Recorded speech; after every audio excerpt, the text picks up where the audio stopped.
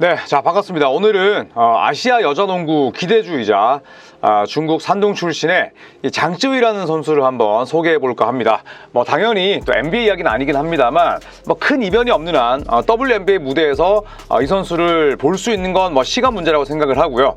다음 시즌에 2025 NBA 드래프트 1순위 지명이 유력한 이 쿠퍼 플래그보다도 한 살이 어립니다. 네, 2007년생의 17살짜리 선수고요. 현재 신장은 2m 20cm로 나와 있지만 지금 뭐 찾아보면 야오밍의 키를 넘어섰다 지금 이렇게 나오고 있습니다. 2m 26, 7, 8까지 이렇게 내다볼 정도로 굉장히 키가 많이 컸습니다. 자, 우선 이 장쯔위 같은 경우에는 지금 공식 프로필은 2m 20cm지만 2m 26 이상이다 라는 의견도 많습니다. 2024 FIBA U18 여자 아시안컵에서 또 MVP를 차지하기도 했었죠. 일단 아시아 무대는 확실히 좁습니다. 자, 그리고 이 선수의 키가 얼마나 큰지는 자, 이런 매치업을 통해서 알 수가 있죠.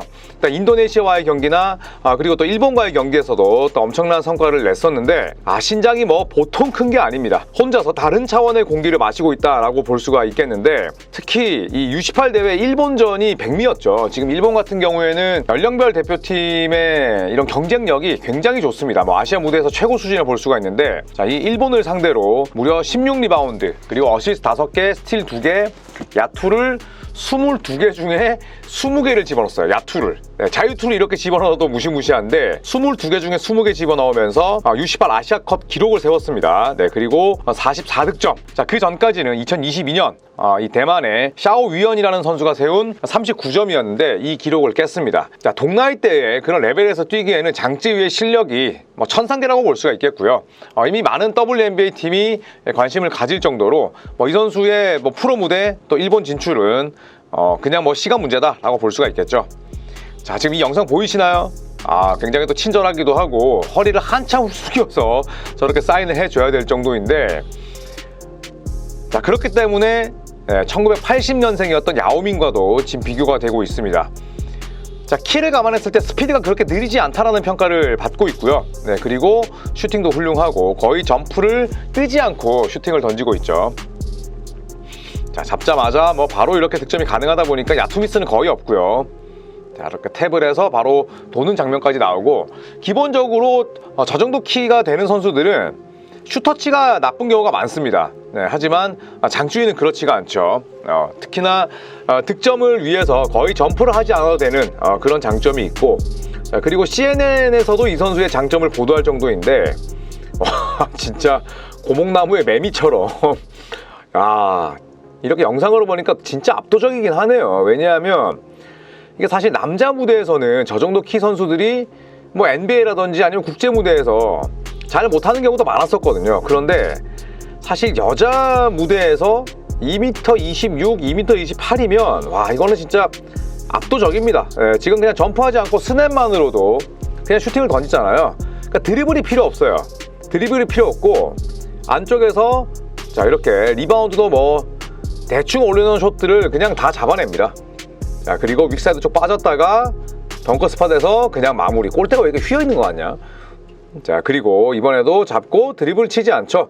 그러니까 혼자서 초등학생들이랑 미니농구 골대에서 농구하는 대학생 느낌입니다. 지금도 점프 거의 하지 않고요.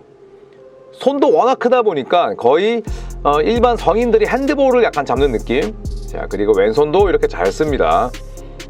야, 밑에서는 아예 지금 수비를 포기하는 장면들이 나오는데, 물론 미국 무대를 가거나 또 국제 무대에서 뛰었을 때는 이런 장면들이 나오진 않겠지만, 아까도 말씀드렸듯이 초장신 선수치고는 슈터치가 대단히 좋습니다. 네, 그리고 상체가 어마어마하긴 하지만 또 하체의 힘도 아주 훌륭하고, 야오밍 같은 경우에도 드와이트 하워드 같은 선수들을 완전히 NBA에서 묵사발 냈던 게 결국에는 탄탄한 하체로 로포스트 백다운 수비를 했기 때문이거든요.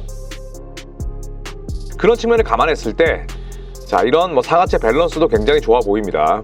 자, 리바운드 잡고 곧바로 아웃렛 패스를 뿌리는 그런 바스켓볼 IQ도 가지고 있고요. 페인트존 바깥에서도 공을 잡아도 자, 저렇게 드랍 스텝 한 번으로 골밑까지 바로 갑니다. 더블팀 들어오면 무리하지 않고 빼주는 그런 어시스트 능력도 지니고 있고요.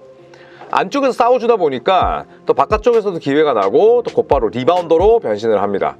야, 일본을 상대로 진짜 놀랍지 않나요? 야투 22개 중에 20개. 성인 무대에서 과연 어떤 활약을 펼칠지가 궁금합니다.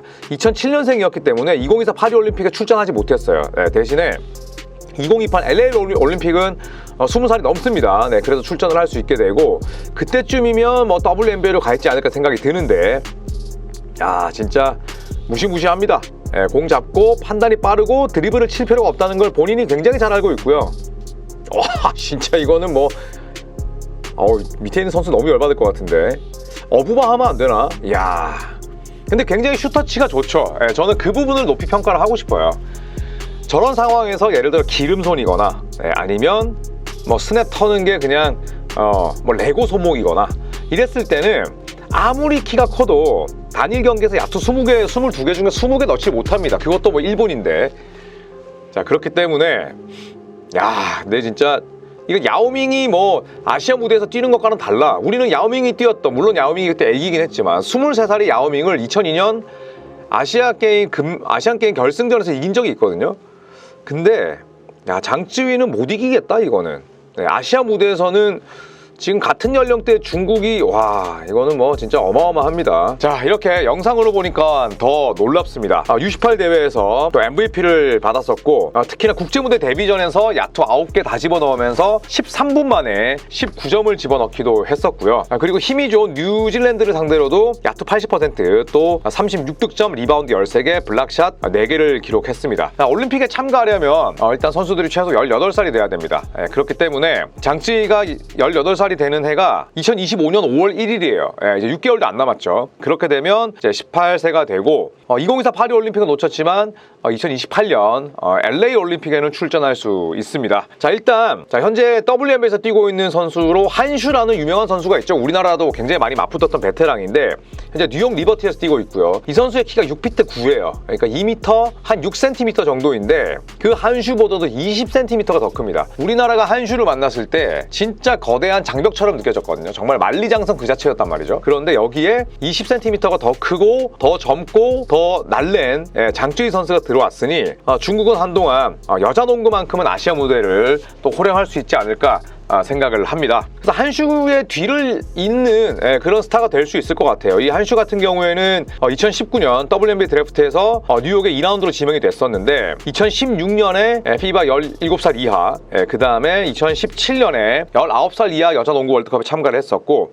또 2018년과 2022년은 성인 대표팀 FIBA 여자 농구 월드컵에서 중국 대표로 뛰었습니다.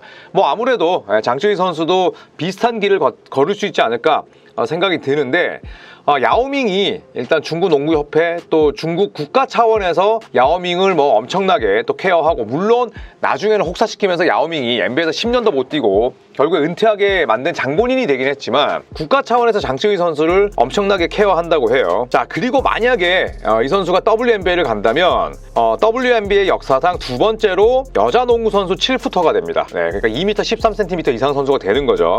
WNBA에도 7푸터 이상이 있었는데 1998년 WNBA 드래프트에서 전체 1순위로 지명됐던 이 마고 다이덱이라는 선수가 7푸터 이상이었어요. 하지만 뭐 활약상이 그렇게 좋지 못했고 실로 오랜만에 만약에 드래프트에 출전을 한다면 26년, 27년 만에 또 7푸터가 탄생하게 되는 거죠. 키는 뭐 유전이라고들 많이 얘기합니다. 그리고 장쯔위 선수의 아버지가 무려 2m 13cm였고 어머니가 198cm였고 그리고 어머니는 중국 대표팀 출신의 아주 훌륭한 레전드 출신의 농구 선수입니다.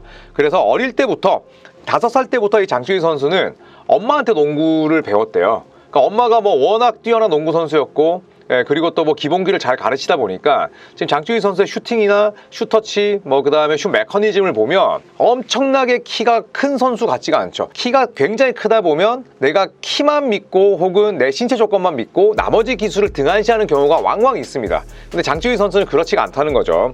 만약에 저런 상황에서 뭐 나중에 나중 이야기긴 하지만 3점이나 미드레인지를 던질 수 있는 그 정도의 무기까지 장착을 한다면 그야말로 뭐 리셀 웨폰이 되는 거죠. 자 1학년 때 이미 이 선수의 키는 160cm였고요. 6학년 때 210이었다고 합니다. 6학년 때 이미 7푸터 가까이 됐던 이 선수에 대한 관심이 굉장히 높아지고 있고 CNN이 어떻게 보도를 했냐면 이 장쯔위 같은 경우에는 상대 선수들을 손쉽게 압도하고 그리고 득점을 위해서 거의 점프하지도 않는다.